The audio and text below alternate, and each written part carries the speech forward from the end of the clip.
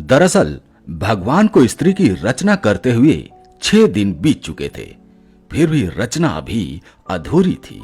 यह देख देवदूतों ने भगवान से पूछा कि हे भगवान, स्त्री की रचना करने में आपको इतना ज्यादा वक्त क्यों लग रहा है? तो भगवान ने जवाब दिया कि क्या तुमने इसके सभी गुण देखे हैं?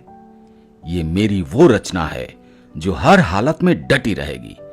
स्थिति चाहे कैसी भी हो, ये सबको खुश रखेगी, अपने परिवार और बच्चों को एक सा प्यार देगी। इसमें बीमार होने पर भी कई घंटे काम करने की क्षमता होगी। भगवान की बातें सुनकर देवदूत हैरान रह गए और पूछने लगे कि क्या ये अपने दोनों हाथों से इतना कुछ कर सकती है? भगवान ने जवाब दिया, बिल्कुल, इसलिए तो ये मेरी सबसे अद्भुत रचना कहलाएगी।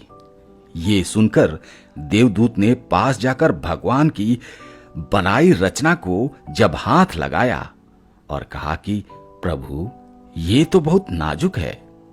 तो भगवान ने हंसकर कहा कि ये बाहर से नाजुक जरूर है, पर अंदर से इतनी ही मजबूत है, अर्थात ये कोमल तो है पर कमजोर नहीं।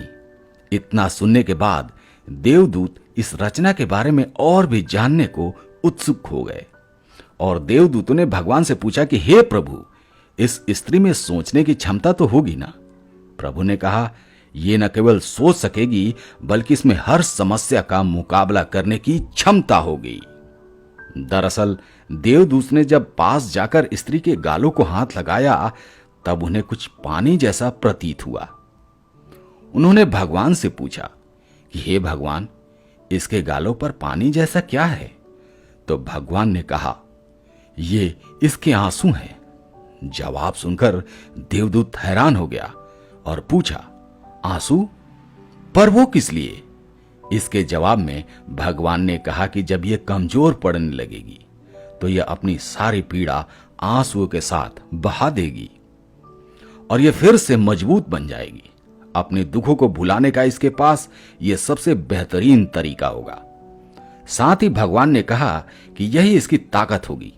देवदूत यह सुनकर देवदूतों ने कहा, भगवान, आप तो महान हैं। इस रचना को आपने बहुत सोच समझ कर बनाया है। तो भगवान ने कहा, यह स्त्री रूपी रचना हमेशा अपने परिवार की हिम्मत बनेगी और हर परिस्थिति में निश्चल रहकर ही समझौता करेगी।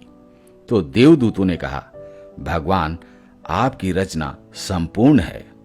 तो भगवान ने जवाब दिया कि नहीं, अभी इसमें एक कमी है और वो ये है कि अपना महत्व भूल जाएगी कि वो कितनी खास है।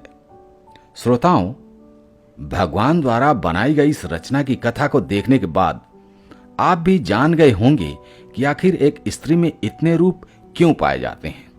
फिर चाहे मां हो या बहन, पत्नी हो या फिर बेटी, उसका हर रूप परिपूर्ण है। इसलिए आप भी भगवान की बनाई इस रचना को जानिए और स्त्री का सम्मान कीजिए। धन्यवाद।